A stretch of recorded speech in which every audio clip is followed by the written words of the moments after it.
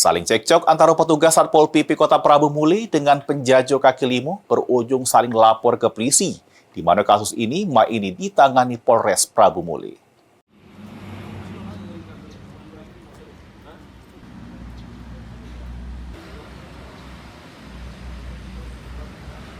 Sempat membuat heboh cekcok antara petugas Satpol PP Kota Prabu Muli sama penjajah kaki lima di Jalan Jenderal Sudirman, Pasar Kota Prabu Muli. Ini berujung saling lapor ke polisi, yakni Polres Prabu Muli. Penjajah kaki lima Agung yang rasa jadi korban tidak terima dengan perbuatan oknum Satpol PP Kota Prabu Muli pada dirinya.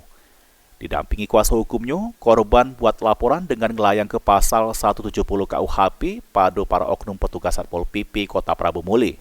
Ini laporan kedua korban sudah diterima oleh petugas kepolisian. Bakal cepat diproses sama ditindaklanjuti oleh petugas Satreskrim Polres Prabu Muli.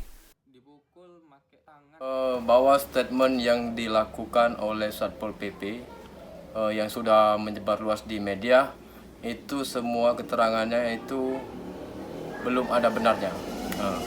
Bahkan dalam laporan tersebut, korbanlah yang sangat menderita kekerasan yang dilakukan oleh Satpol PP, yang dilakukan oleh inisial M, Kasat Pol PP dan teman-temannya.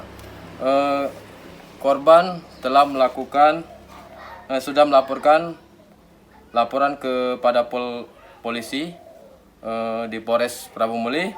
Klien saya lah yang sebagai korban tindak kekerasan oleh Kasat Pol PP dan anggotanya tersebut.